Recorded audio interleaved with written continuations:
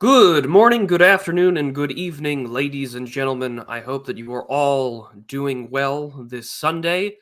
Welcome to a year in review, taking a look at sort of the big ups and downs of the channel and myself this year, but also just the news as well, and some musings on some small town politics and business, as well as some recent goings on Twitter. I figured that it'd be important to talk about their promotion of alternative social platforms policy in the wake of things going on as well. But I'll let some time for you all to pour in. I will turn on my camera in just a second here, and then we'll get started. But yeah, this is all that I really had planned for today was a discussion on what is going on and what's happening. But let me go ahead and turn on my camera. I hope that you are all well this fine Sunday afternoon. First minute sort of rolled on, and we'll let more people tune in as it goes. But yeah, today's stream is a little more impromptu. If you guys have been able to tell on Twitter as well as on Telegram, I have been sick this last week. I don't know really what hit me, but it knocked me on my rear end, and I've been sitting on that awful bed behind me, more or less since Thursday, when I was finally getting well enough to talk and to move around and things like that. So that's sort of the plan for today, is to just get our voice and everything more comfortable to talk. You can probably hear it right now in my voice, but so be it.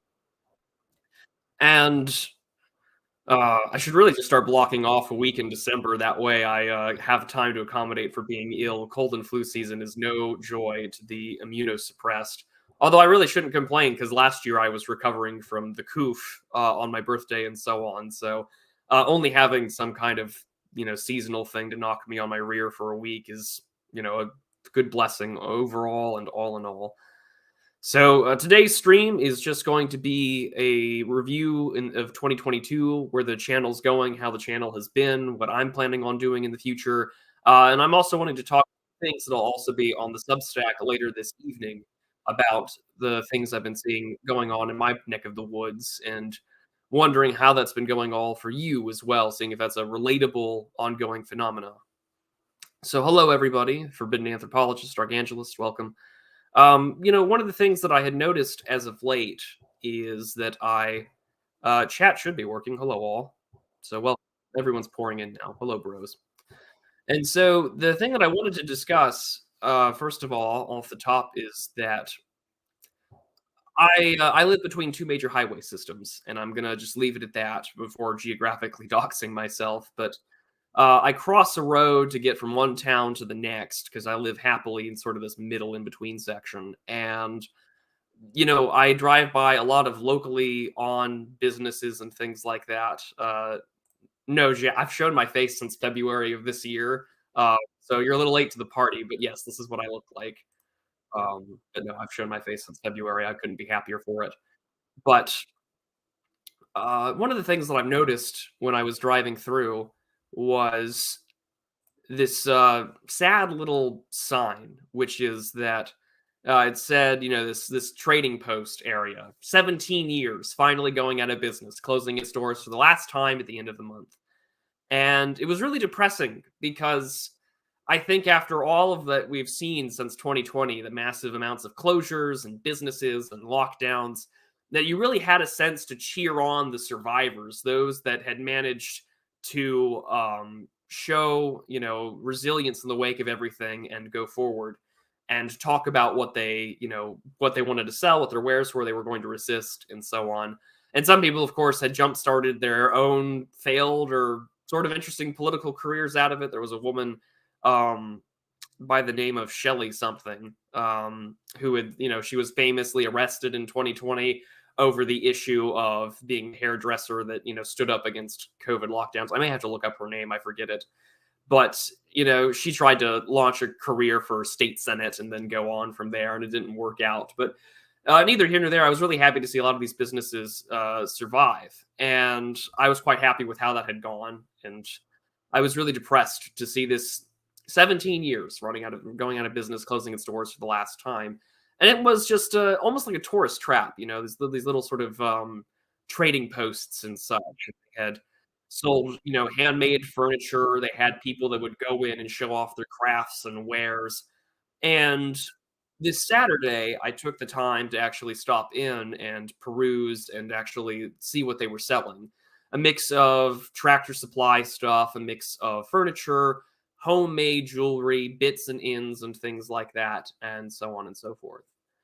And I ended up purchasing a few things to give to my family for this Christmas that I thought would be neat. But I just thought to myself that it was really depressing that these guys had managed to survive, and then all of a sudden, because of actual economic factors, they couldn't afford the rising property costs, and they couldn't afford to really stay in business and to keep people employed.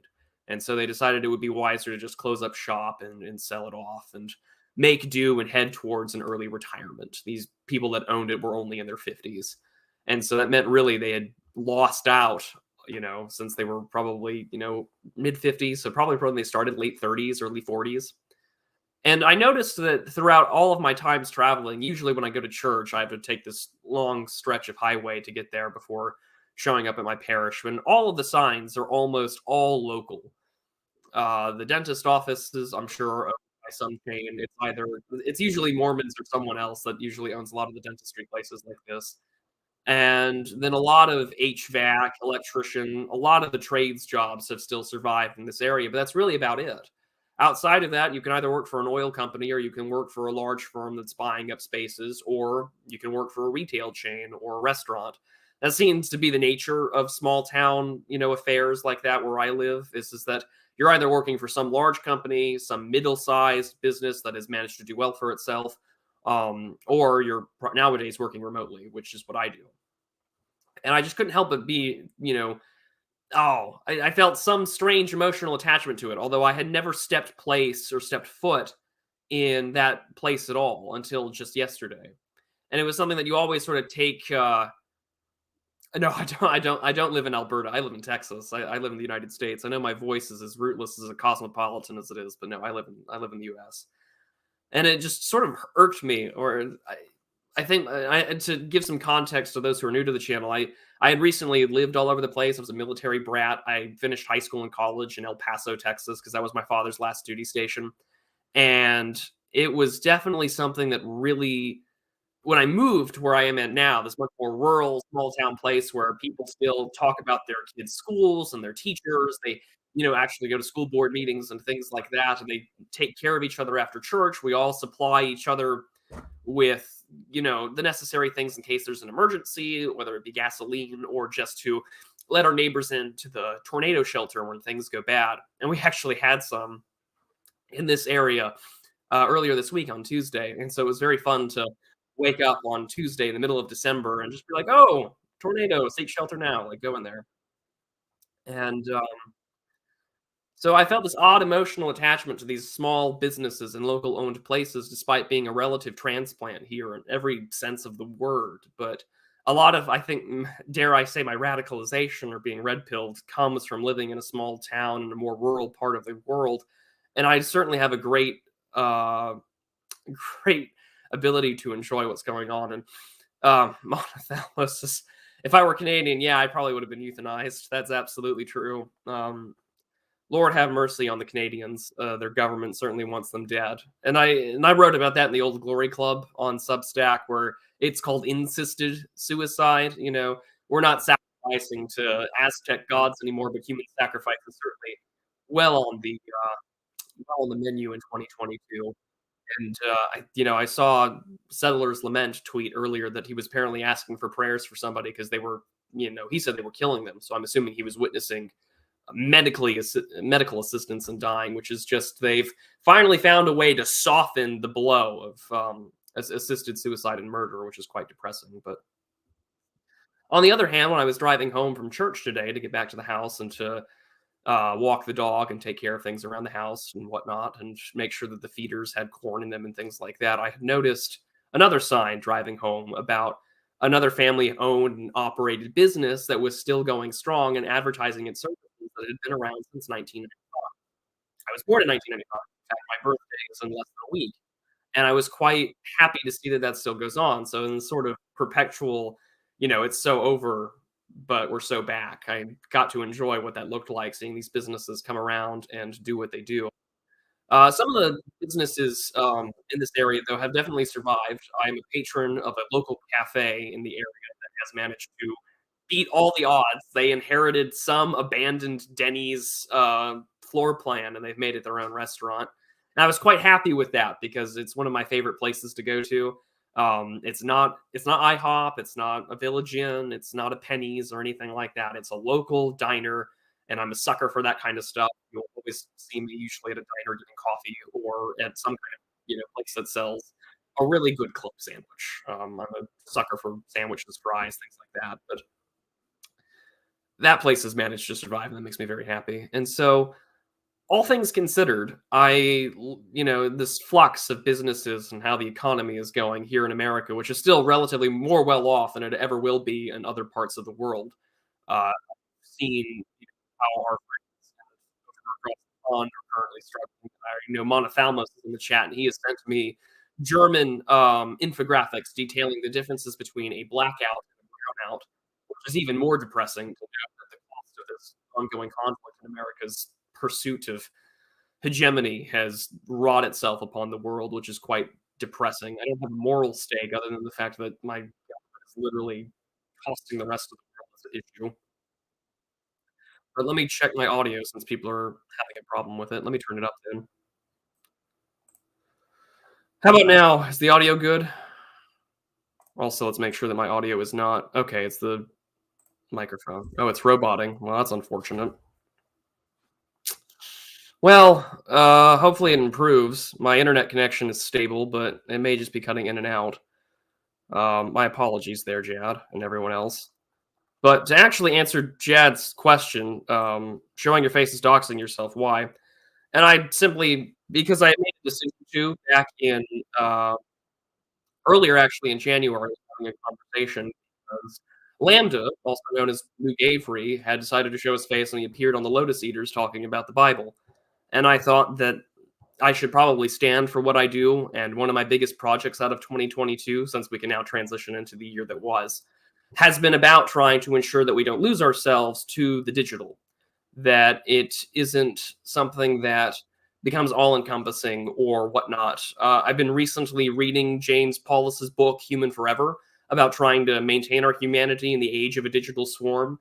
And it's quite good. I would really recommend that you read it. James's book is a fantastic text. I think that it pairs well along with some of the futuristic reading I've been doing, because we oftentimes give ourselves into temptation on the internet where it's much easier to scroll and focus on the latest drama and to focus on current things over and over again.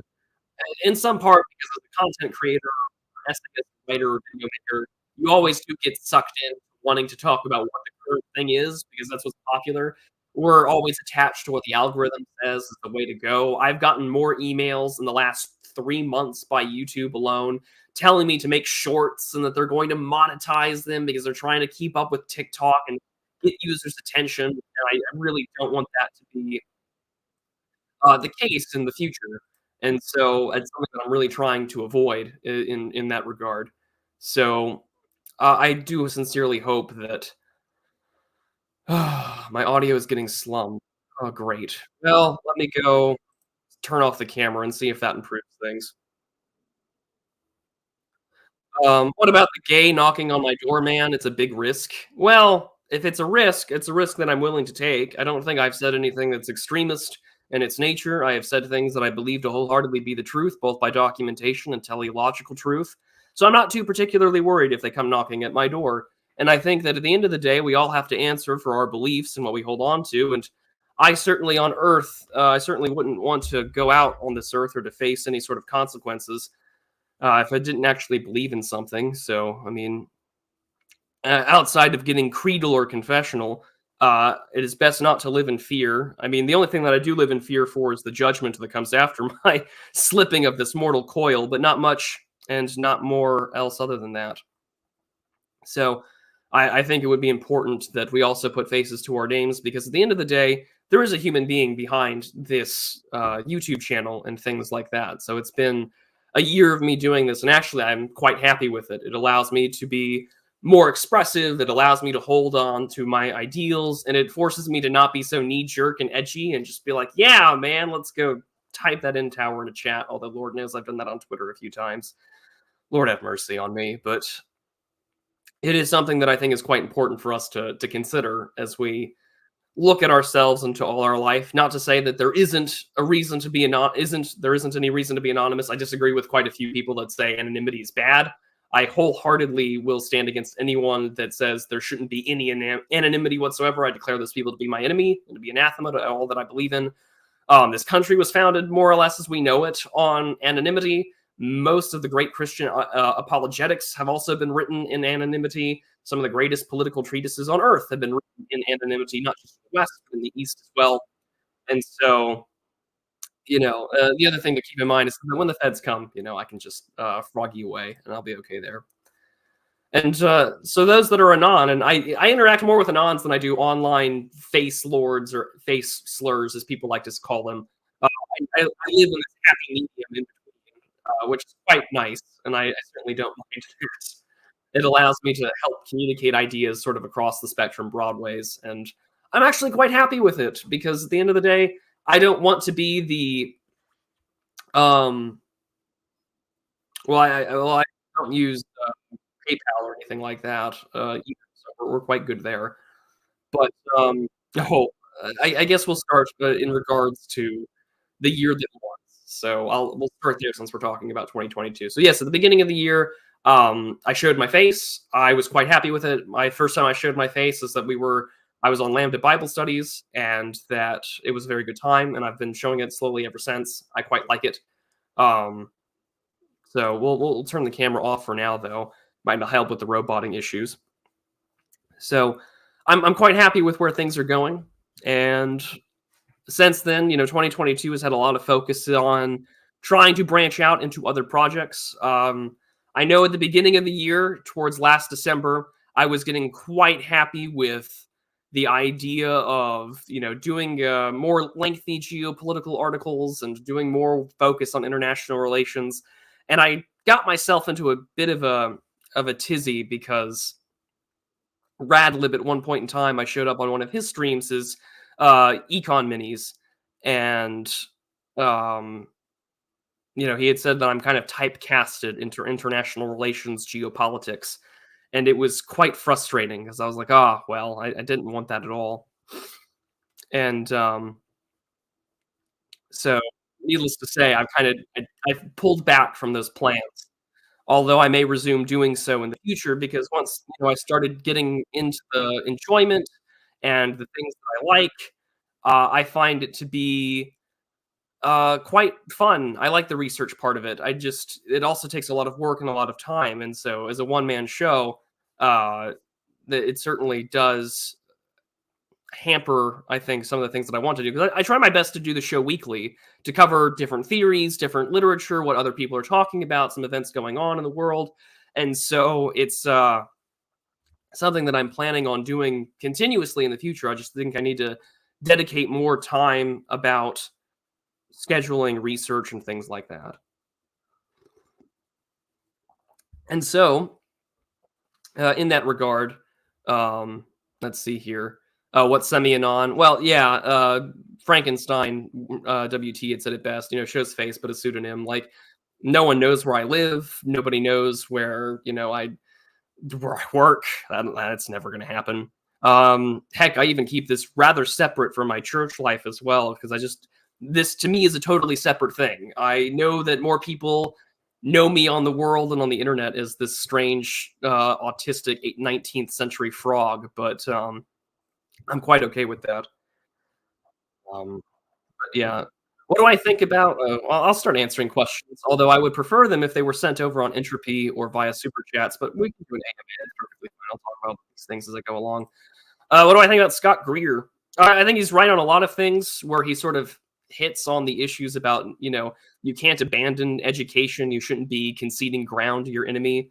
Although I think a lot of like the rural urban discourse on Twitter is just an absolute shit show, if I'm being completely honest.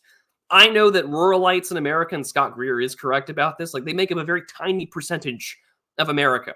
And he's also correct, and I've said this on streams before, that because of the internet, the geographical distance between small town America where I live, where kids can still ride their horses and go to high school, doesn't mean much when all of their phones still have TikTok, Twitter, Snapchat, Instagram, it's all that jazz.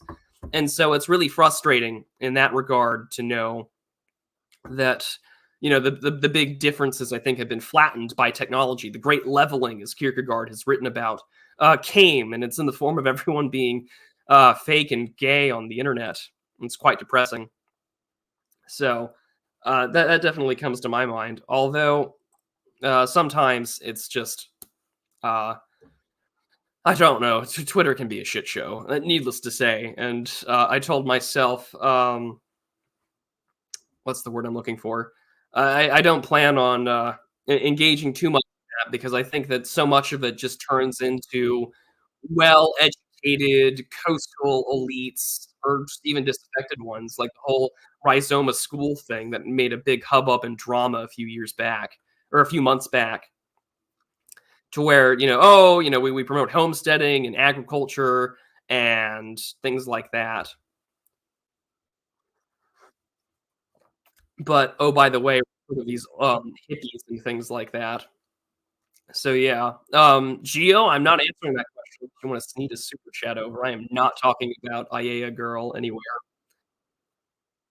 But, yeah, so, uh, it's an interesting question.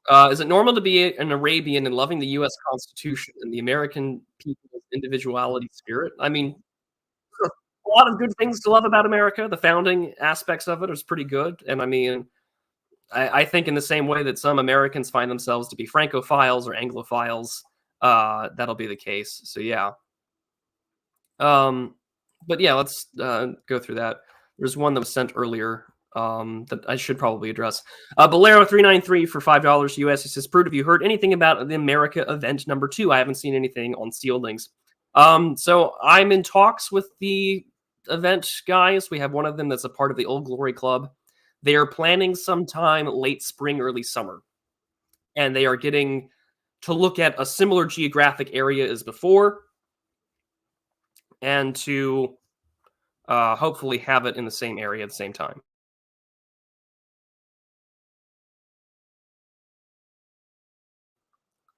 So I hope that answers your question, but it's still nothing officially on the books as of yet. But no, I did not face docs from this. I was a Francophile a few years back. Now I'm an Argophile. Well, there you go. Uh, did I submit to the Passage Prize? I am working on mine. I know that it is due January 1st, but yes, I will be submitting both a poetry submission and a short story submission. But I will not be talking about them until after the Passage Prize is sort of over and done with and things like that. But yes, I will be, and I'm looking forward to finalizing my work, hopefully this week, and sending it out before the headline. I'm also submitting another short story elsewhere in a different contest as well. So, but that one is more local in my area. So I've been happy to write more. Actually, that's one of the bigger things that I've really been enjoying in this day and age, is just taking the time to write. I'm really glad that Substack kind of came around when it did, because it sort of allowed a safe return to the blogosphere. It allowed people to, I mean, everyone and their mother has a Substack, just like everyone and their mother has a Twitter account and a YouTube channel and things like that, which I'm quite happy about. I think that that's a very good thing, because Twitter is a great space to connect in this like very frenetic, socially Darwinian, mimetic environment where ideas and beliefs are hashed out in what's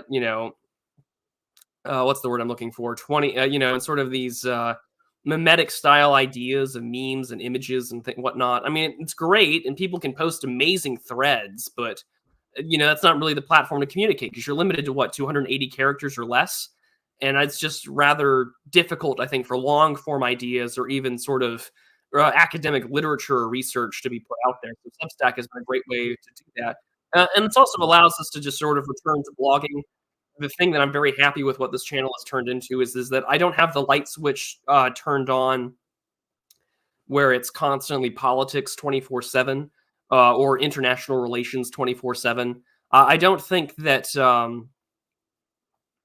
I don't think I could ever really do that in regards to being politics guy 24/7. I like to maintain my humanity, retain a little bit of what is popular, what is enjoyable. So on all platforms, I like to do that in a lot of ways. But Arthur Powell writes, I still think that Substack has created the ease of dispersion. There are no thermidors anymore, as it's all individual Substack talking.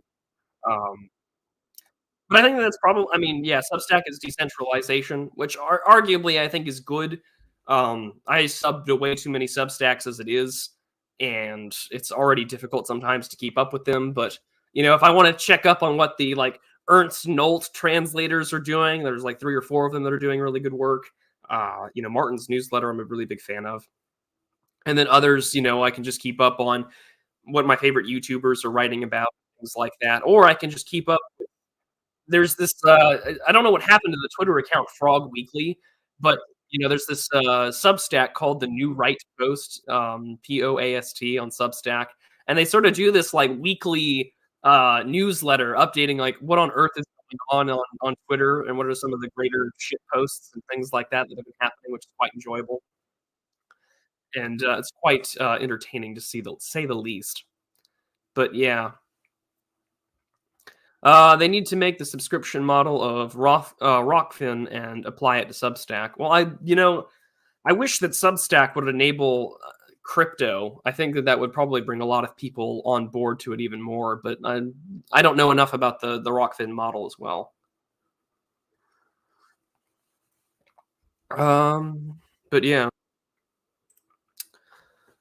that would probably be neat. But I wonder if that would require necessarily a bunch of people to voluntarily sign on to doing so. It does have the fact that I don't want to donate all of my donate all of my money in a way that, oh, I'm hawking for this guy, I'm shilling for that dude, I'm giving this guy money. If I could just send in a group thing, but I don't think quote unquote Substack Premium would be beneficial in the same way YouTube Premium is. So I quite like it. Although I have the same issue with Substack in the same way I have an issue with a lot of ebooks and e-reading is that I like physical copies of things. Most of the book reviews that I've listened to on YouTube, whether from Charles Haywood or my friends, for instance, Charlemagne reviews books, and I've bought books based off their recommendations. I crave physical copies more than anything else, and so it's very frustrating when you can't really enjoy, uh, or comprehend it. Like there are some times where Skeptical Waves will post passages of a book, and I just have to buy the book. I can't listen to it or I can't read it online. I've got to do it. So that's just the way that it goes. Kai Wayne Calendar, the history of neocons for video. Well, I feel like Keith Woods is kind of done that in some degree. Was talking about the Council of Foreign Relations, but I mean, if we could probably do a video like that in the future, and that becomes a question. But yeah, I mean, the sheer amount of AI garbage filling the rest of the web is staggering. I mean, dead internet theory plus GPT plus AI art is certainly going to be, I think, a challenge in the future. I find it funny that the sort of the Twitter racists have figured it out, where it's just like really the only way to prove that you're human is to violate and use hate facts and certain other words, which I find to be absolutely entertaining in a lot of ways. But and plus Keither Wunderland also did it anyways. Kill mix, yeah, cool. I see everyone. That's kind of funny. Well, Jad, I think that a lot of, in one way, my brain will tell you that assimilation is possible, but that would require like an absolute foregoing of most of your previous identity. But at the same time, a lot of things that make one part of where they are will always be expressed in some ways biologically. I mean, this is what Kevin McDonald has talked about in a lot of ways that speak out to me in regards to, well, we for instance, Kevin McDonald has recently written a book on sort of liberalism being some sort of like genetic or epigenetic phenomenon within the West and Europeans. I've not yet read it, although the theory intrigues me, and I wonder how true that might be based upon the available, evolutionary data, like evopsych and whatnot. But I do think that there are quite a few people that are right wing, or at least wish to. It's the same way that you can find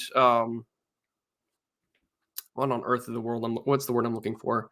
Uh, I find it difficult in ways in which there are, in a lot of ways, where there was a poll where they polled and they found that Hispanics were more concerned about whites being a minority and that American values were disappearing. So in some ways, probably, yeah, they could. But at the same time, right, I would also be greatly concerned in regards to whether or not that means that you could shed your previous allegiances and alliances. Some people can, some can't. But America's not a propositional nation. I That's something that I'm sort of adamantly against. Is that America is propositional. It had ideas, but then we kind of kept it strictly enforced with its first Immigration Act in 1790. So it's a balance I constantly have to look at. Um, it does. White shift read, white shift oh, it's a good read to be honest. Well, let me go look that up. Why not? Book. This is Eric. No, I don't. Is that Eric Kaufman's book? Professor at Birkbeck College, described by The Economist as a monumental study in ethno-demographic change. Huh. Is that the one that you're talking about? Or if not, I can probably look up another one. Let's see. Do I think that we can win in 2024? I don't know how much you can. Let's go play ball. 2024, yeah, we probably could win. If Trump wants to win, he needs to get his ass back on Twitter. I think that Elon Musk sort of memeing and tweeting about Trump's not refusal to tweet is a problem. And I think that if he wants to be the nominee, he'll need to get back on Twitter because what made it worse is that he had that sort of NFT challenge thing or those Trump cards or whatever. And for some reason, that was the headliner event, not the 7-minute video that he did outlining his online freedom of speech policy and what he would do with the government and what he would regards to online communications and things like that. Which, in the midst of the Twitter files scenario, where basically Twitter.com was a subsidiary of the Federal Bureau of Investigation, I think that definitely comes to my mind as well. But if what's going to happen is going to be that there's a DeSantis nominee and things like that, I would prefer that over Gavin Newsom being the president in 2024. And that's definitely the thing that I would go for is that or some sort of dark horse candidate. That's definitely something that I would support at this point because boy oh boy, I'm disappointed with Trump, to be perfectly honest. However, I think that the greatest thing that came out of the Trump administration was the total mask off moment from every media, government agency, and nonprofit organization that said, screw this, we're done, we don't want to talk to them. And I, for one, am kind of all for that because I think that was really the wake-up call for a lot of Americans. I know my big wake-up call wasn't the 2016 election. It was sort of 2017, 2018, 2019, where it was like, all of the things that he said he was going to do, he's either done by a stroke of a pen, which we know are reversible courtesy of the Obama administration, and that he's being sidetracked, constantly investigated, so on and so on. And that's just like, screw all of that. And so, plus he did his recent defense of the Defensive, or the Respective Marriage Act, which was a disgusting name as it was. I cannot believe that within 20, as soon as it gets to, as soon as the, what's the word I'm looking for?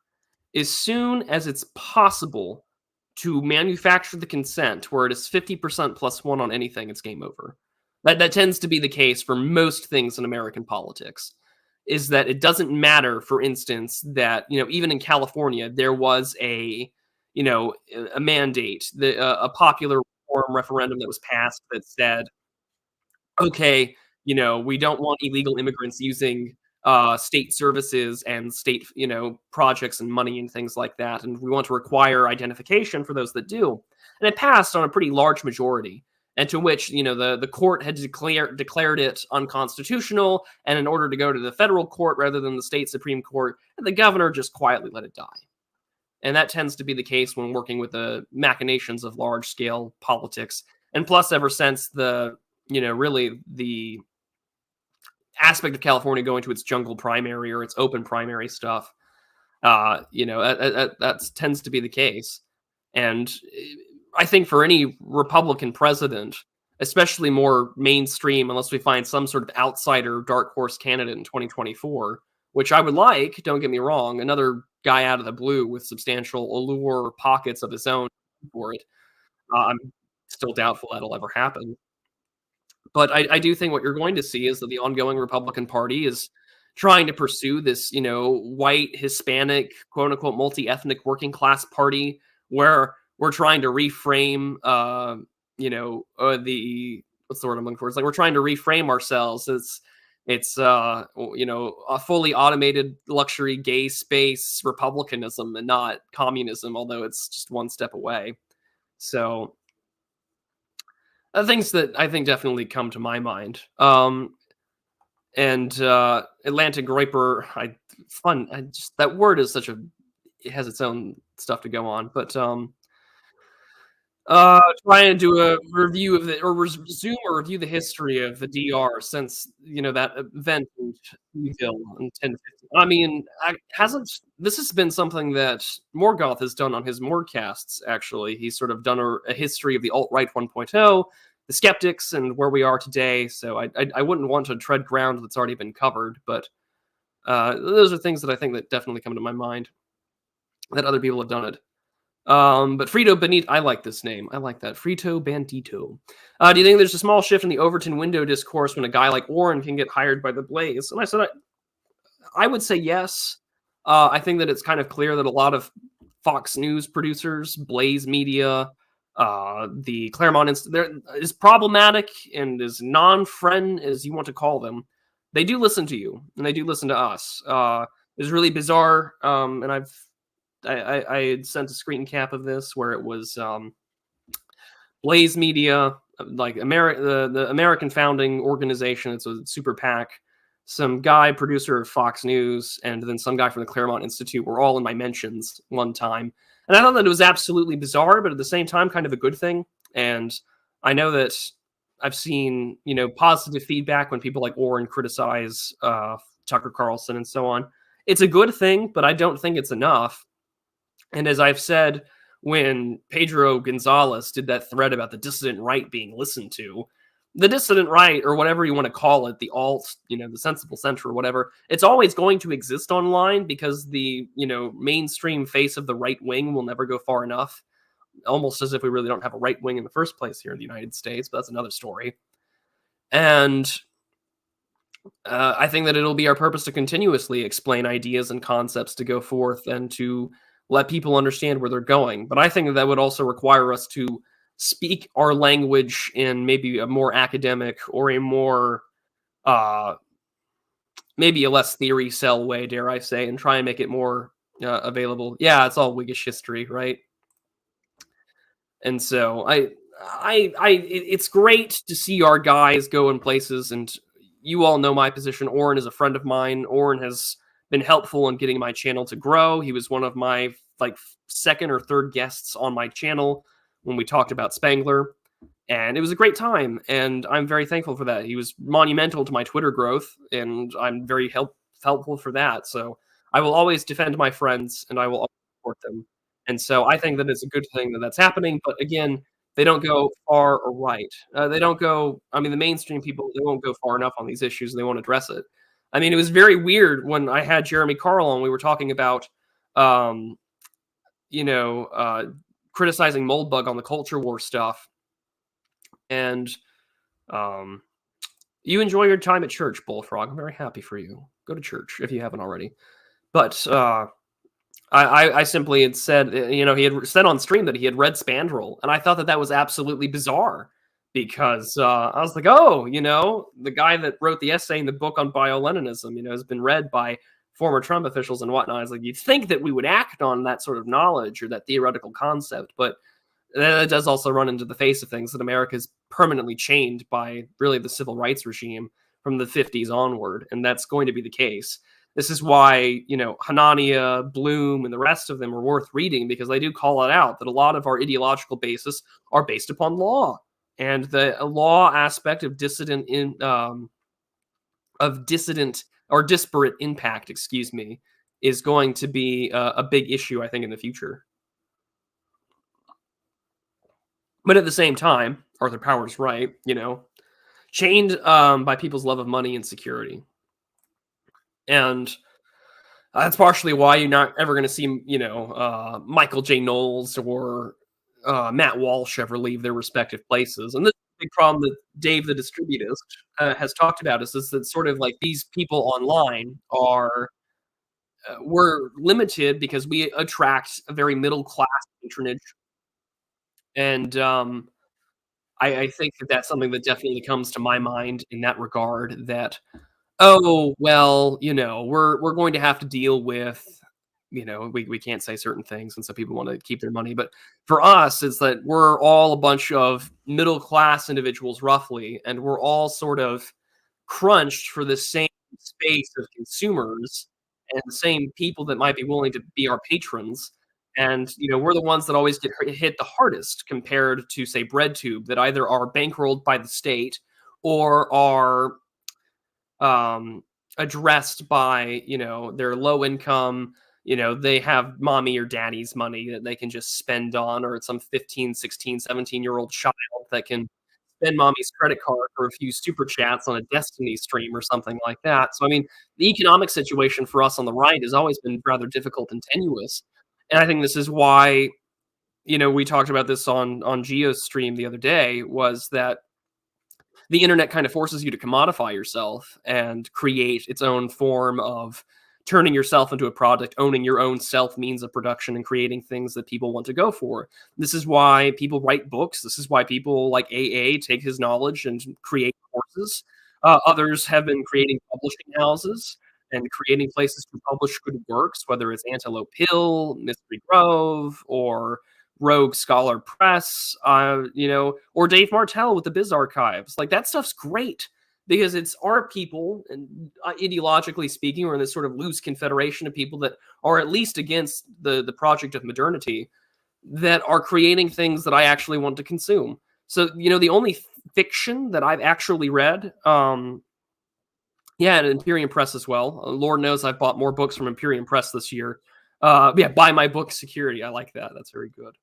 Um, you know, and I think that there's a lot of truth to that. Is that the only fiction that I've been reading have been from my friends. So, I purchased AA's book. I purchased Viniculum, which is Semiagog's sort of science fiction future tale about the recovery of lost literature. I've read Nutcranker from Dan Baltic. I've read Automaton by T.R. Hudson. I had him on as well. There's just a lot of good stuff that is out there for you all. So I think that it's important for us to go out of our way to find things that we actually enjoy. I mean, that's the basic aspect of what we're dealing with here, right? Is patronage in things like that. So Zach, it's the pinned comment, but it's also right here. The Entropy stream should be live as well to donate. But yeah, so these are the things that I find to be rather important. Is that having the ability to support ourselves in case we are doxxed or fired. And I mean, what was worse is that they went after the issue of, going after the Give, Send, Go campaign of our of Mr. Well, actually, I won't say his name because he was doxxed, but unfortunately, he was doxxed and he was going to be, they went after the campaign after he was fired, and I thought that that was despicable. And Rod Dreher deserves total condemnation for what he did, comparing his beliefs and caring for one's kin and his, theological beliefs as akin to papal, sex scandals, which was absolutely abhorrent. It was quite disgusting. And so Again, that's the future of what we also started this year was the Old Glory Club. That was the big other event in my life, to help start and found and be a part of the Old Glory Club because not only are we focusing on American politics and American history and what makes America what it is as a country, both in terms of its heritage and its stories and its culture and its mythos and folk music and things like that. I find it to be important that the funding that we raise for that organization will one day be used for mutual aid for our friends that get doxxed or fired or affected by natural disasters and other acts of God. And so in the future, that'll be the plan of the Old Glory Club going forward. We plan to talk about memberships in the future as well and things like that. So those are the things that I'm looking forward to the most. And I quite like the fact that that was a big project that started this year. Um, and I'm very happy with it. And it's going to continue to go where it's at, both on its writings, both about the history of the American people, but also the fact that any funding that gets raised from that will one day be used to bring back the American tradition of a mutual aid society and not some charity that gets listed as a 501c3 that makes an obscene amount of money and doesn't actually really help the people that they are. And that always chapped my hide because I used to work in the nonprofit sector. And there were a lot of great people that went out of their way to discuss the concept of helping others. And there were small Christian organizations that actually did help others. I was very blessed for a year to work for one when I moved here. And then there were other of these large foundations that were really just, it felt like laundering money. It didn't feel like I was actually seeing that money go to anything other than enriched academic classes that were going to write papers about, oh, well, there's food deserts and food insecurity. Yes, but you're not addressing the issues of crime or addressing the issues of why this is a problem and addressing like cartels or anything like that. Again, I used live in El Paso, so this stuff was always discussed. And it was always these non-local people discussing local issues that was never ever going to be fixed or resolved.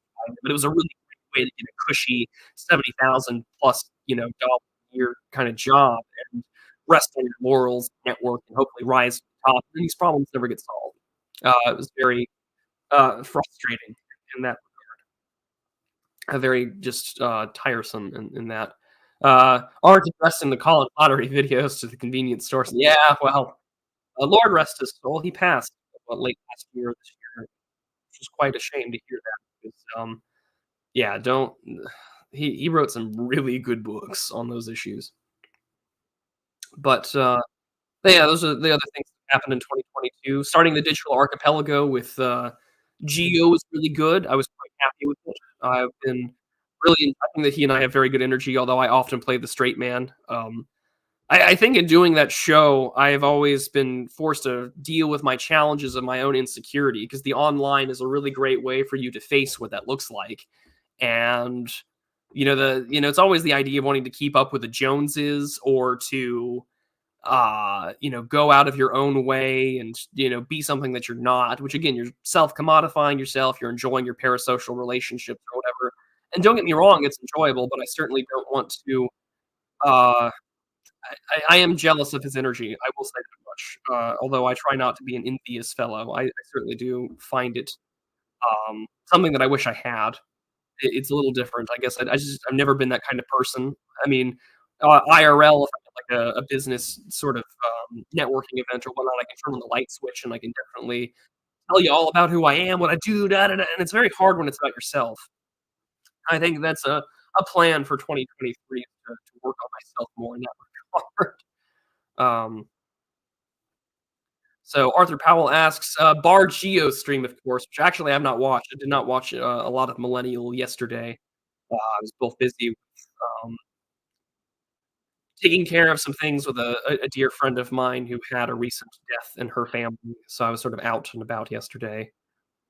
But no, I've enjoyed quite a few streams as well from this year. I was quite happy with where things were going in regards to.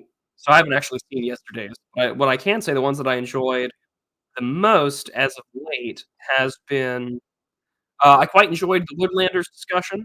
I was happy with Paul Fahrenheit's talk, it was quite good. I really liked Jay Burden's conversation because it was like old meet new in regards to, Jay Burden is this relative newcomer this year. I'm quite happy with how prolifically he has grown, both in his content and his platform and his ability to hold a discussion. He's much more of a saner, individual, I think, than I am in some ways, which I'm very happy for him. Uh I quite enjoyed the second half of Semyagog's stream discussion, just because it's always interesting to hear older generations just talk about women in relationships and things like that. And then, Peak and Jonas's was really good. I quite enjoyed sort of the discussion about, the state of libertarianism in America. And then, Blood Satellite and John Morgan, those are the ones that I've enjoyed really so far. How many books have I read this year? I've probably read trying to count off the top of my head because I do take notes. I have these. I don't ever write in the margins of my books. I get notebooks and then I write my notes and commentaries like I'm doing like a book report.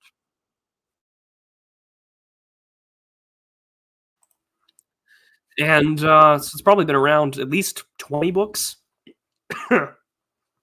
Some of them have been rereads, of course, because you need to, of course, reread texts that you're going to cite or be familiar with. But I think it's been 20 books. Most of it, of course, have been religiously affiliated, a lot of patristic writing and some of their texts that have been collected.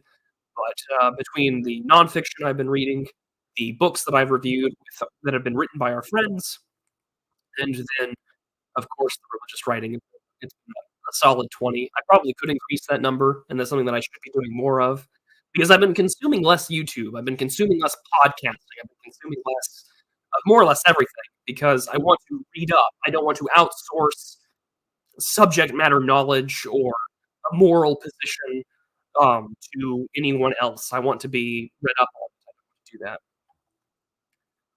Monothalmos for €5. Goals for 2023. Oh boy, I mean that's the big question. What are the goals for 2023? I've outlined a few.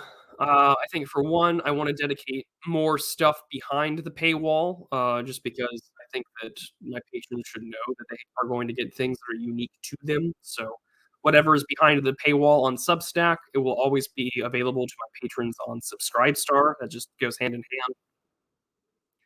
Um, I will probably also want to update the merch store. I know some people have bought mugs, and in fact, Clossington posted yesterday that there was some sort of basket weaving white elephant gift meetup somewhere above the Mason-Dixon line. They're up in New England or in those parts. And apparently, those old Frogman Burke socks, where it was a portrait of Edmund Burke back when I saw that profile picture over a year and a half ago, mixed with sort of a Pepe the Frog style deal, and they're atrocious stocks. But friend of the channel and patron Hunger actually got them, so I should probably update the merch store. Um, Goals for 2023 will be the release of my essay collection and book dispatches from the Imperial Heartland. So that's definitely going to happen as well. And I think that that's definitely something that I'm looking forward to publishing. It'll probably be self-published, unless I start fishing for publishers in that area, but friendly publishers. I should probably do that. But so the book, merch store, I do want to learn how to increase production value. I should probably learn to take a class on better video editing and things like that. I use free audio and video editing software. I mean, I use OpenShot Video Editor and Asana Audio.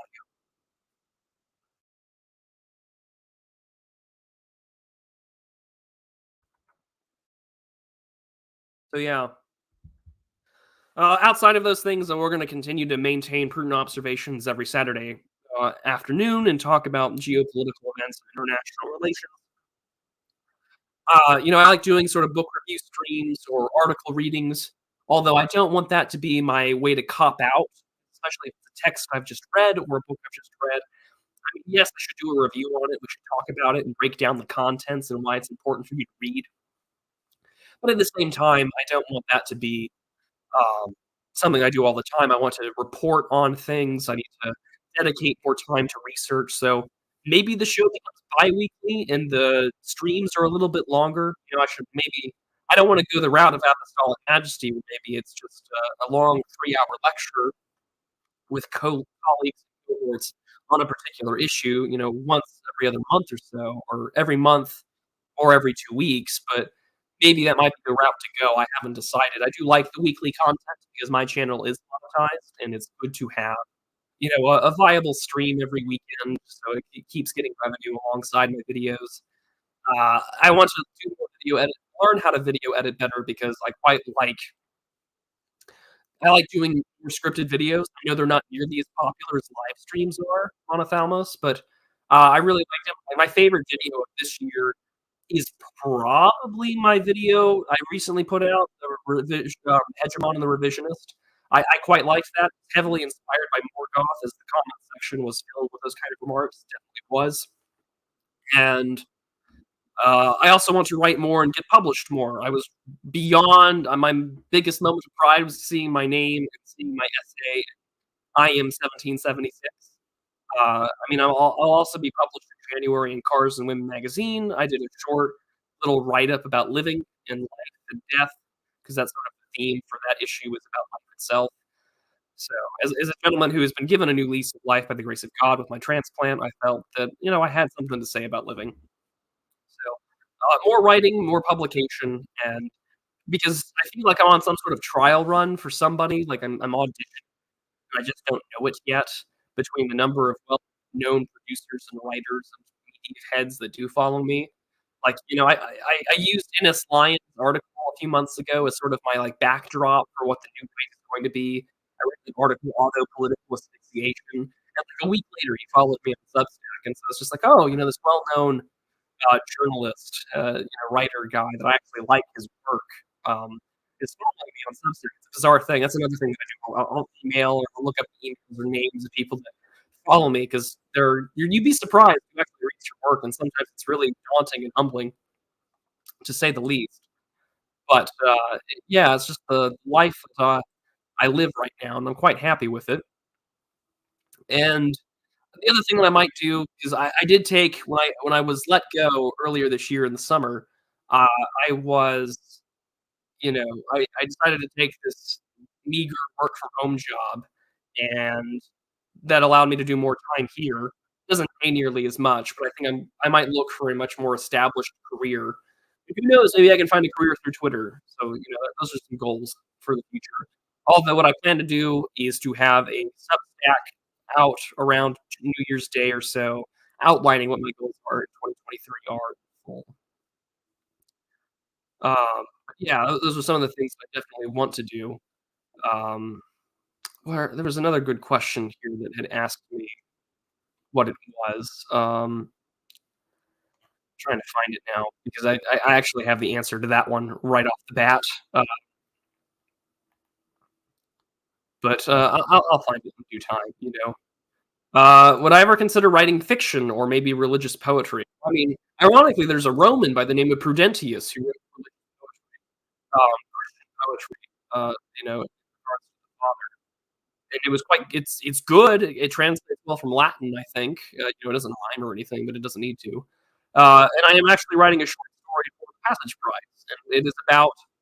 I won't give the full plot away, but it tells the story of three priests, one in Alaska, one in French Canada during its time of colonization, and a Anglican priest in North America during the time of the early colonial period. So I'm not very good at writing fiction. I'm better at sort of doing these, Wendell Berry style writing about life and how I view it, how I experience it. But it's something I'm trying my best to get better at.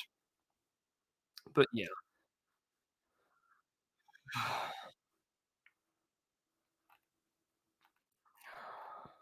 I'm quite getting upset with the mic settings here accordingly. But yeah, I have been actually muting myself in regards to. I don't know why it's getting suppressed. It'll be audio. Echo cancellation taken care of, automatically adjust mic volume. I don't know what on earth is going on here. But yeah, God bless. But it also could be your internet, but do let me know.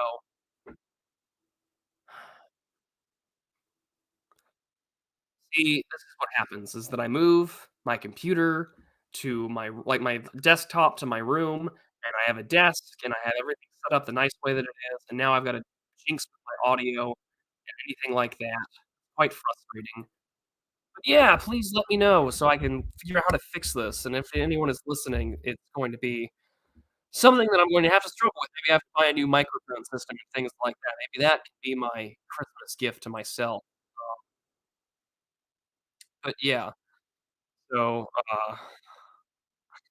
let me go to the "You robot a lot in the last frustrates the absolute fuck out of me, and I forgive me for swearing, but God, it just annoys the crap out of me. Alright, well, then I will probably spend the next 15 minutes just going over the few super chats that have come in, and then, I will go and learn what the hell's wrong with my audio afterwards. So Winston Fujimori for $3 on Entropy. I'm going to ask inane questions this stream because I get all of my news watching regular streams. YouTube channel. Very thankful for that. So anyways, who's your favorite? Oh, good lord. Anyways, who is your favorite VTuber? Mine is Pipkin Pip. Well, I don't watch any VTubers, although I suppose you could say, what's the word I'm looking for? Da, da, da, da, da, da, da. I would say that, Patrician Tell TV, the guy that does all those, like, really lengthy reviews of, like, the Elder Scrolls games and things like that. Apparently, he does VTubing stuff. I guess he would be my favorite one. I like his video reviews, and that's about it, so but no, I don't really watch any of that stuff.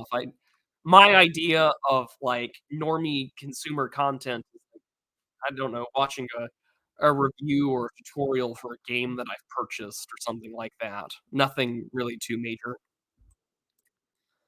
Let's see here. Clinging Mars for $5 US. At the same white elephant party, you could have stolen Michelle Obama's autobiography or a knife that the Austrian painter would have enjoyed. Well, Clinging Mars, thank you for letting me know what else was on the white elephant party. I saw that Clossington was stuck with Becoming by Michelle Obama, which is the ultimate trans novel of our time. It will truly be remembered as the great American transgender story, Becoming by Michelle Obama. But yeah, no. So, during this winter time, it's been quite enjoyable because where I live is a mix of evergreen and deciduous trees. So it's a healthy mix of what looks like fall, but also Christmas time. So it makes me quite happy.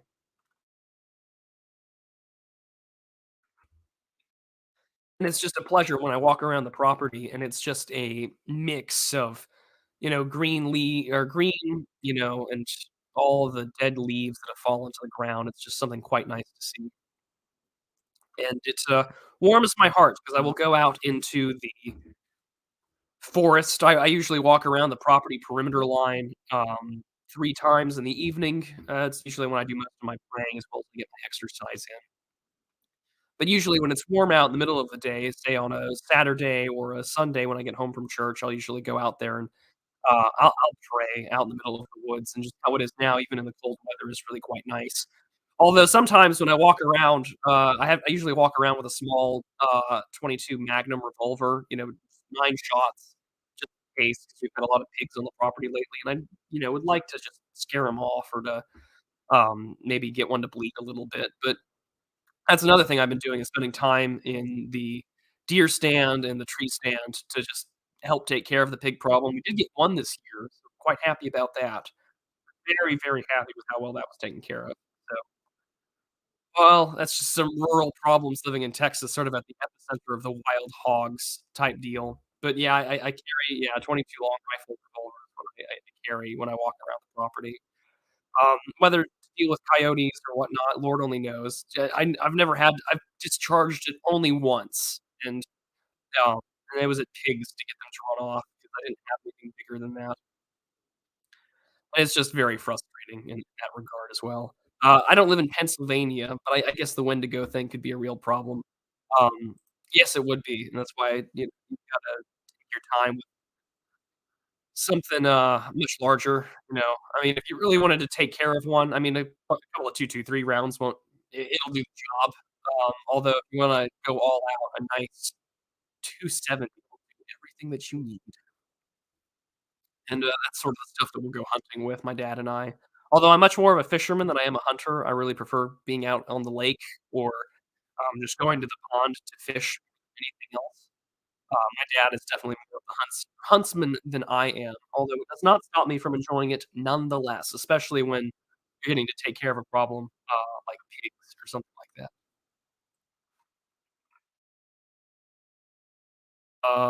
Am I a fan of any love for The Last Psychiatrist? Is this a um, I actually am not aware of what this is. Uh, Around the posts and discussion around The Last Psychologist. So I'm going to assume that this is some kind of story or whatnot. I'm not too I know there's a song by, like, Ron Gibbons about The Last Psychiatrist, but I don't know anything else besides that. Um, so yeah, might need a 30 odd 6 for cryptids. Well, I certainly definitely have talked about that before. The idea of the European and American forest, that's certainly one of my favorite, videos I've also done this year. I did have a whole video stream with Morgoth on fishing. That is actually one of my favorite streams that I've gotten to do this year, was to have Morgoth on as one of my big, uh, white whale of a guest to have on. The one that I really want for 2023 is I would love to interview Paul Kingsnorth, whether it's just a written interview where I send him a list of questions and he can reply back to me and I can post it on Substack or somewhere, or I get the chance to interview him over, over on live stream, over on video camera. He is sort of my white whale of a guest to interview. I know that Alex Kashuda has had him on, but he is my white whale of a guest, is to get, Paul Kingsnorth on, because that might be the day I tell my parish that I run this YouTube channel that has a Twitter account with, like, 12,000 plus followers, and, ask my parish friends, "Hey, I get to interview Paul Kingsnorth, what would you want me to ask him?" 'Cause, he's very, he's very big on sort of the anti-transhumanist, he's very big on the environment, and, he's also an Orthodox Christian, and the Franklin told me I should talk to him, and then one day, my priest was reading The World Eating Fire, a collection of essays by Wendell Berry, and Paul Kingsnorth did the foreword for that, and I was like, "Oh, man, I really, couldn't." I realized there is no, keeping myself separate between my IRL life and my online life sometimes. They really do often, bleed over in that regard, in regards to that as well. So, those things definitely come to my mind, and the things that I definitely wanna do, and the things that I'd like to talk about. I'd love to interview Paul Kingsnorth. I would love to interview one of the guys from the Babylon Bee, just because I know some of them follow me. I would love to interview 1 or 2 of them just to talk, just to talk about what they do and things like that.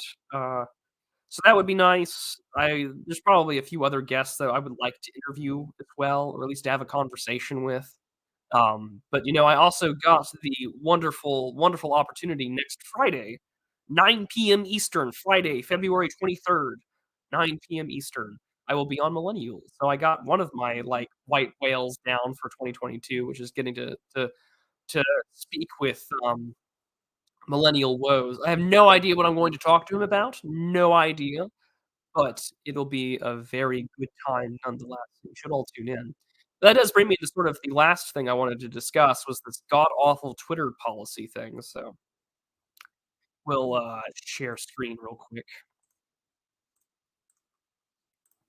So this came out today, or in the wake of the sort of Taylor Lorenz getting banned, everyone trying to go off on Mastodon and things like that. So this came out. Promotion of alternative social media platforms policy. Twitter is the public conversation of what's happening. Um, but however, going forward, Twitter will no longer allow free promotion of specific social media platforms on Twitter. Constitutes a violation of this policy? Will remove any free promotion of prohibited third-party social media platforms, such as linking it, i.e., using URLs to any of the below platforms on Twitter, providing your handle without a URL. So this would include Facebook, Instagram, Mastodon, Truth Social, Tribal, Post, uh, Nostr, third-party social media link aggregators such as Linktree or Link.bio. I don't know how that's going to affect findmyfriends.net, but Lord knows it probably will be. Examples such as follow me at username on Instagram, username at mastodon.social. Check out my profile on Facebook, facebook.com/username. I'm sure that that will inevitably hurt I have my YouTube channel and my Find My Friends link down on my Twitter profile, which is quite frustrating. So while we recognize that certain social media platforms provide alternative experiences to Twitter and allow users to post content to Twitter from these platforms, in general, any type of cross posting to our platform is not in violation of this policy, even from the prohibited sites above. Additionally, we allow for paid advertisement and promotion of any prohibited social media platforms. If I have to pay money to promote a stream that I'm doing, this is a very dumb policy from Twitter, in my personal opinion. So I don't know where the hell we're going to go with that, but it certainly bothers me. But why? I don't know. Probably to get back on all the people saying, "Follow me on Mastodon. We're leaving Twitter." Although it was certainly nice to see, what's the word I'm looking for? It was certainly nice to see Taylor Lorenz get banned, even if it's just a minor W. We should learn to take it because she's evil.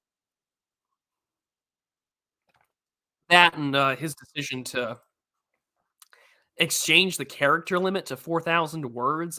I don't know what he he says he wants to turn it into WeChat, which defeats the purpose of, what's the word I'm looking for? It'll defeat the purpose of Twitter being a sort of a mimetic platform microblogging website, which is quite frustrating. But and it's even odd because since his takeover, I mean, he certainly made Twitter profitable and had turned it from its losses to a gain, as we discussed looking over the financial review from Charles Haywood's thread. But I mean, these ideas are just going to be absolutely dumb. 4,000 words or 4,000 characters or whatever, or 4,000 words. I mean, just go to Substack at that point. That's not why I'm on Twitter. And even if, would that change the environment in which tweets are made? No, people look for bangers. People look for those replies. People look for the really good thread that's broken down quite well. So, well, Manoa, I guess it was my camera that was probably the issue. But thank you for letting me know. Yeah, I mean, some of this is going to work, some of it won't, but I'm quite. I we'll see. Some of these things seem awfully dumb. Let's see here. Winston Fujimori sends a few more super chats on Entropy. He says, "Who do you think would win in a Call of Duty one-on-one between you and Wings of Redemption?" Well, I don't know who Wings of Redemption is, and I haven't played Call of Duty in years, so probably him. The current games that I like to more or less go on through now are just boomer shooters, 4X games like Sins of the Solar Empire. I have the Stalker games modded to all can be. War Thunder is my go cozy game because I like flying planes. So, yeah, I mean, that just tends to be the case. I haven't played Call of Duty in years. But Winston Fujimori asks again for $3 US, "Who is your favorite lolcow?" Mine would have to be Ethan Ralph because there is personal history between him and me. Oh, man. I don't know who I would call my favorite lolcow or online personalities or anything like that. I guess if I were to have one, um, man, I let's see. It really makes me have to think now about who would be my favorite one, but, I'll have an answer in regards to that. Uh, what is a boomer shooter? An indie game where you go ham on over time? No, no, no. So, like, a boomer shooter is like a late '90s, early 2000s FPS, usually like Doom clones or Quake clone or something like that. I mean, there's been quite a few good ones, like H-Rot was really good. There's been a few, like like oh man, what's that one called? Ion Storm, something like that came out really good. But yeah, Serious Sam, didn't it get a sequel as well not too long ago? Um, so they keep making Serious Sam games even to this day. Lord, I don't know if they're any good, but I do go through the indie section of like retro style first person shooter. I try my best to enjoy those. That I enjoy, like the SPV3 stuff, or, if I'm in the mood to just, like, waste time, I will definitely go and enjoy, my, time in Fallout New Vegas and modding that.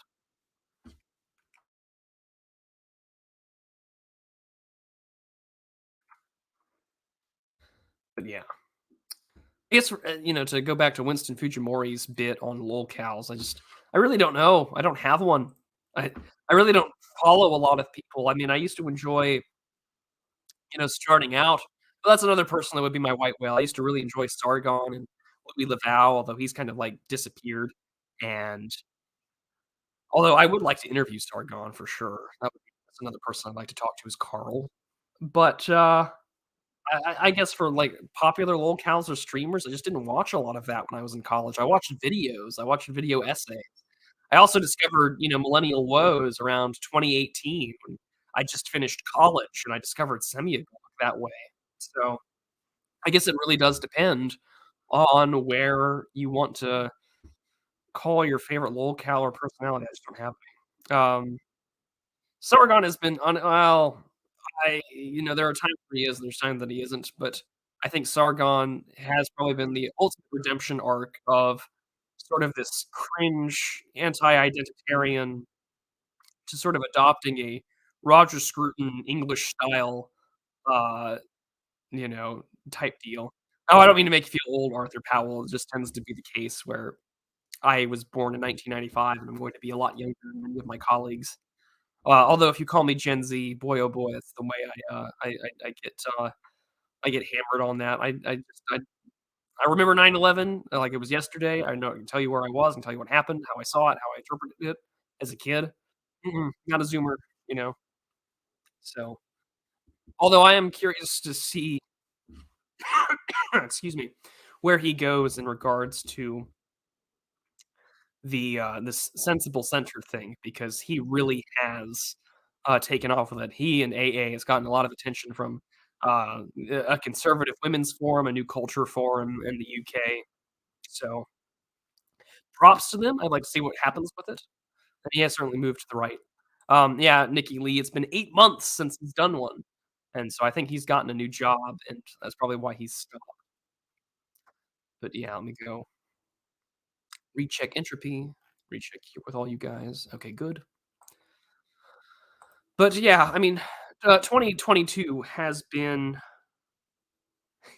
Excuse me, man. I'm not gonna put that one up on screen, but, I'm kind of yeah. Do I remember that? Well, no, I was in Maryland at the time when it happened, and my, grandfather pulling me out of school and seeing my, father's place of work on fire, not really understanding what was going on. My baby brother had been born, like, a month previously. And yeah, it was just a really terrifying time because we thought my dad was dead for, like, all day. So, uh, I don't know, as much as people like to meme on it and whatnot, it's something that still tugs at me as a soft spot because a lot of my political, socialization, especially since being on YouTube, has been trying to be breaking down a lot of the things I grew up with and was socialized with, you know?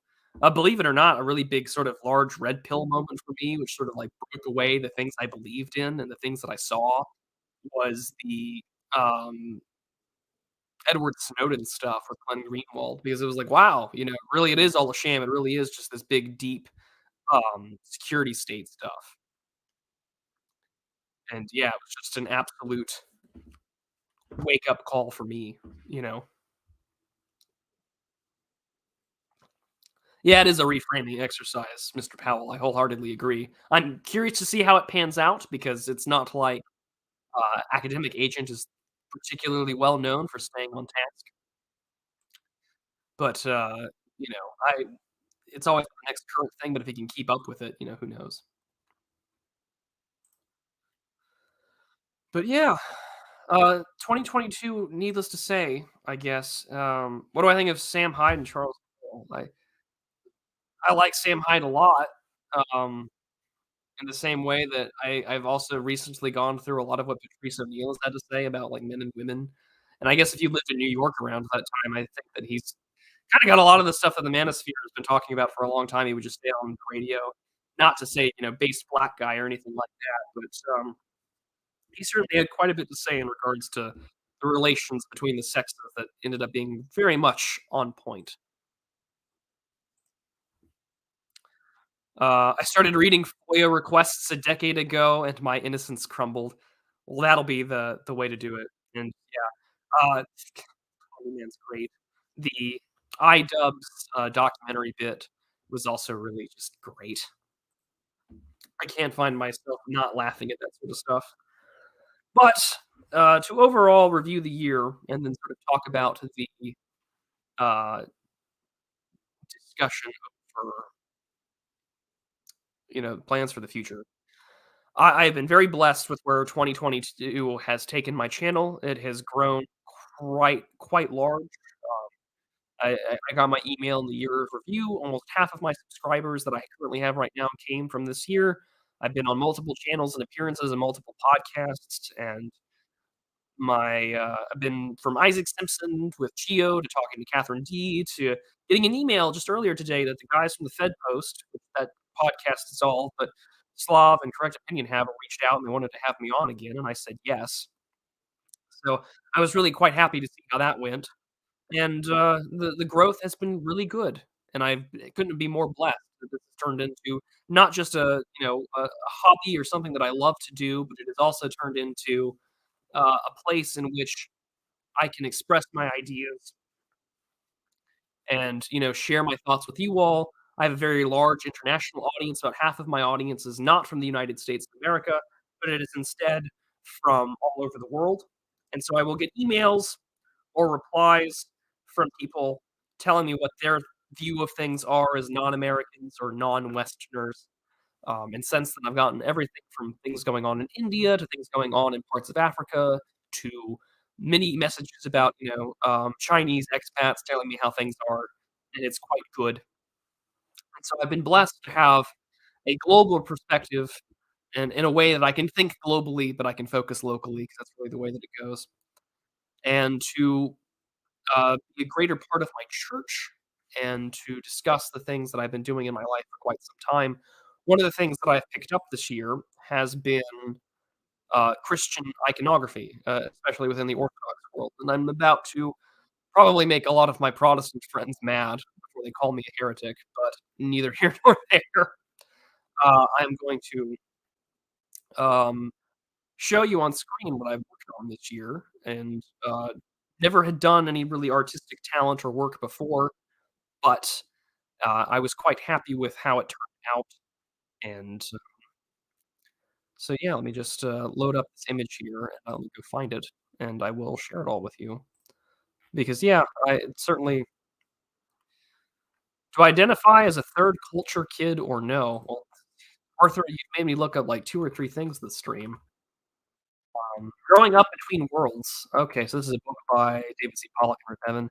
I'm assuming, okay, it's TCKs, Children's Expatriates, Missionaries, Military Personnel who live abroad. Yeah, I guess that's probably true. I call myself a military brat, because I was, and, that's definitely something that I've done for sure. One of the biggest things for me, Arthur, was that it was really, really easy to compartmentalize things, put them into either mental or emotional boxes, and then kick them off into my head or off of my brain into some, like, emotional or mental attic, because the friends that you make, odds are you're never gonna see them again, and especially, I'm probably the last generation that remembers a world before social media as a young man and as a young child, and all of a sudden, keeping up with people was like letters or emails or phone numbers that you would have to remember or write down and then make a long distance phone call. So it was a very expensive thing. And um, Nowadays, of course, it's a little easier to catch up with friends that you grew up with because of social media, although I deleted all of my normie social media, and my, Twitter phone number that I have hooked up to my account is a burner phone, so it's not like anyone knows who I am on Twitter. But, oh, MSN for sure, not AIM, MSN, you know? But, yeah, as a military brat, it became really, really easy to ignore or to sort of, make do. As a kid, I got to see all over Western Europe, and I was really quite proud of what that was and what that sort of turned into, and I couldn't believe that I got to see Europe before really things got, dare I say, worse with regards to the migrant crisis, and that's a thing in and of itself that, kind of, I mean, I got to see the Notre Dame Cathedral before it burned down. I got to see the Bayeux Tapestry as a kid. I got to see the relics of the 3 wise men that are allegedly held in the Cologne Cathedral in Germany. I got to walk where millions of Europeans died in the First World War, and to get signs that said, "Don't walk here, there's still unexploded ordnance from a year ago or 100 years ago." And those things that stick out to me because I don't know if I'll ever go back or if I'll get the opportunity to because as an American, I'm not vaccinated, and so I don't know if I'll get the chance to, uh, to do those things again. And so I was very blessed as a kid to have a strong appreciation for Europe and to love it. And, oh, I can? Well, that's good. I would love to go again. Although I would probably go to Eastern Europe, especially more in regards to my faith. 'Cause, yeah, those are things that I definitely want. This sounds like a rug. Well, I don't mean it to be, but, I do want to go back to Europe, and I do want to see more things, and I would like to meet some of my, compatriots and those that listen and things like that for sure. So I think that, those are things that will definitely come on in my mind. And so apparently this other thing just happened, which is crazy to think about. Let's go check on Elon Musk. He just put out is that poll oh my. Oh my. So apparently he just put out a poll that says, "Should I step down as the head of Twitter? I will abide by the results of this poll." Um, and so far it is 45% yes, 55% no, 400,631 votes and counting. Well, that'll be a fun development to say the least, right? But yeah, um, colleagues. Well, I'm glad that that's the other thing. Half of a good chunk of my audience is European. Stay away from Salzburg. Oh no, I loved the Salzburg salt mine as a kid. I loved going there. I went at least 3 times. I loved that place. It was so beautiful. I did vote no on the poll, by the way. That's why I know the results. Goodness gracious, yeah. That's so depressing. I can't go to the US as an unvaxxed foreigner. Yeah, they keep extending. The TSA did it despite the, like, CDC's recommendation that says you can travel. So, people like you and Geo who are pure-blooded, can't go down. It is, quite sad in that regard, and it does, sort of break my heart to know that that's sort of what Europe has turned into, especially France. I felt really emotionally distressed when I saw the Notre Dame Cathedral burn down. But all these things as a kid, I got to take for granted and to realize I am enjoying the world, the old world, and I quite appreciate it. Although if I were to go back to Europe, I think I would visit Greece and, I'd love to visit Mount Athos, for instance. But yes, Nikki Lee, I had been to Salzburg. Austria was beautiful over 10 years ago. I can't it's weird to think about it. I spent a decade growing up in Europe as a kid. Been to England, I've been to London, which London really weirded me out as a kid because I was like, "Well, this is London. This should be full of English people," and it wasn't. Uh, why are there so many curry places? But to go to all the usual tourist attractions, I went to Gilwell Park. I got to see where Isaac Newton was buried. I got to see the cathedral. I just and when I was younger, I was, I didn't grow up with any really strong religious Christian tradition, but I always could appreciate history. And the greatest bit of historical appreciation I will ever find was going to Cologne, because right next to the cathedral in Cologne, where these relics are preserved, and this great Gothic cathedral that survived the bombings of both world wars and was preserved is right next to a museum of the Romans and their colonial efforts into Germania. What an amazing bit of history that as an American, is incomprehensible. I drive by my town every day. There's a little sign that says we were founded near towards the latter half of the 19th century. And, you know, as a kid, I have a firm appreciation for history. That's why I probably studied it and got my degree in it in college. And I could not believe that right next to this great Gothic cathedral is a great underground display of Roman relics and of what life as a Roman citizen must have been like. Unbelievable. Unbelievable. But of course, as the saying goes, in America, 100 years is a long time, but in Europe, 100 miles seems like forever. I can drive 14 hours in one day and I can just, like, cruise right through it.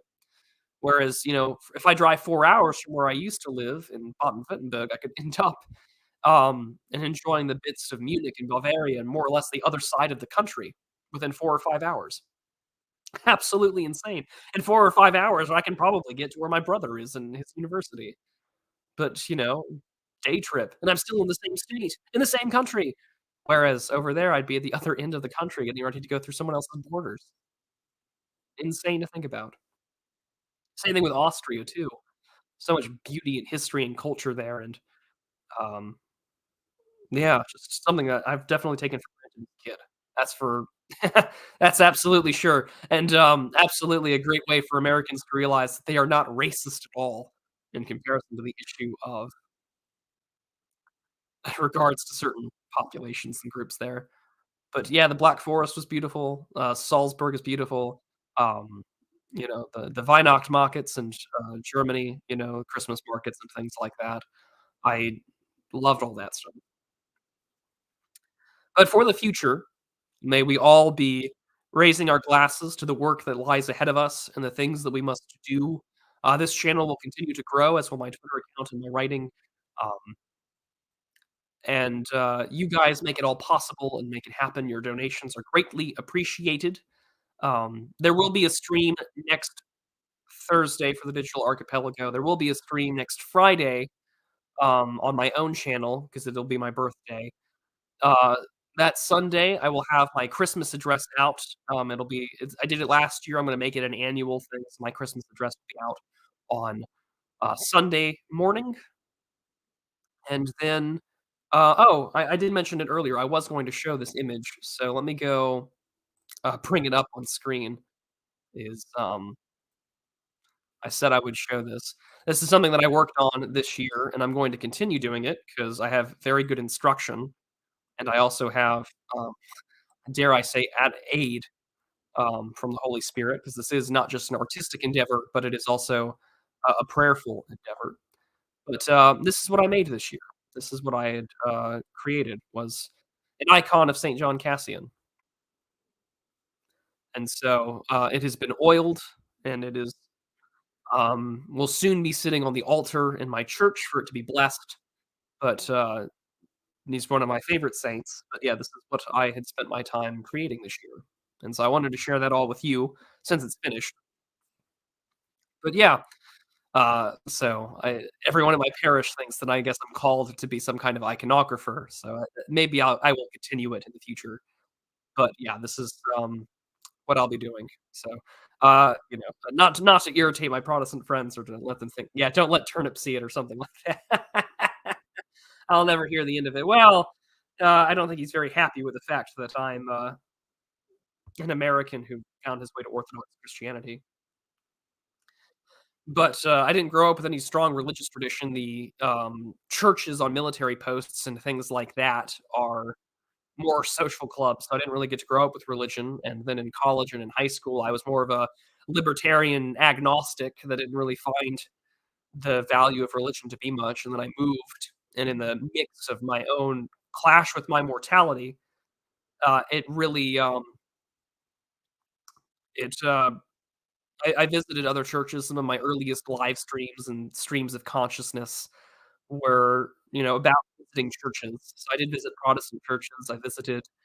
Um, I did visit our local Catholic church, and I even traveled to go to Latin mass, and, it was quite beautiful, but, um, I found my I found my calling when I heard the liturgy, and it's very easy for me to pick up the theology and what they tell me and what I believe in, and I've got a home there, I I every time I leave church, I always feel really upset 'cause I don't live there, I wish I could be there all the time. I wish that we could do more services there and whatnot. But yes, running on hubris alone, but then getting a few brushes with death in your mid-20s kinda makes me realize I should get right with my creator because, yeah, that judgment is very real, and the life of the age to come is also very real.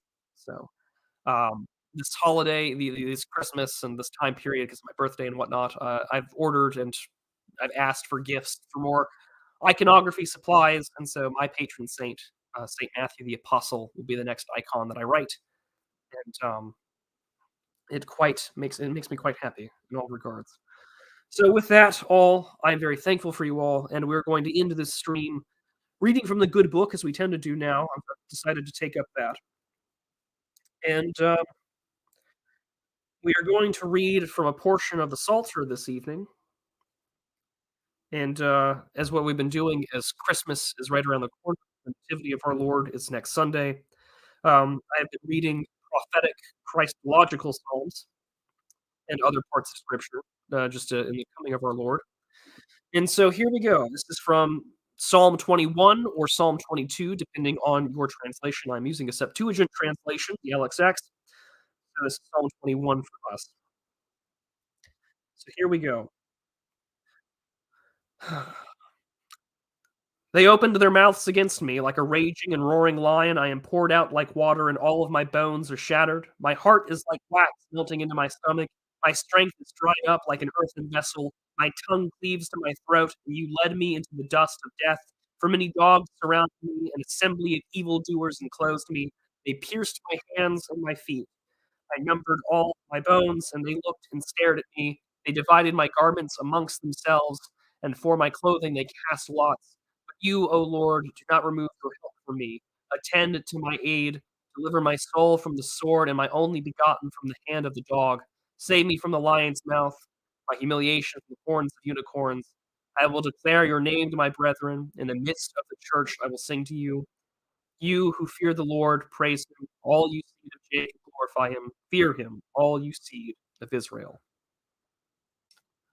So, one of the more important psalms in regards to the death and resurrection of our Lord. And so, with that, may 2023 be a brighter year for us all. May we avoid finding ourselves lost in the nihilism of doom scrolling on the internet. And may we continue to work locally in and on ourselves, our families, and our work, and all of the things that we do. My Christmas address will be out this Sunday. I will see you all this Thursday and Friday twice. So, Merry Christmas to you all. And if you're Argentinian listening to this, well, congratulations with the World Cup. And if I don't see you until, say, January or whatnot, well, then may you also have a very happy new year. God bless and towards brighter tomorrows. Take care, everybody. Stay prudent.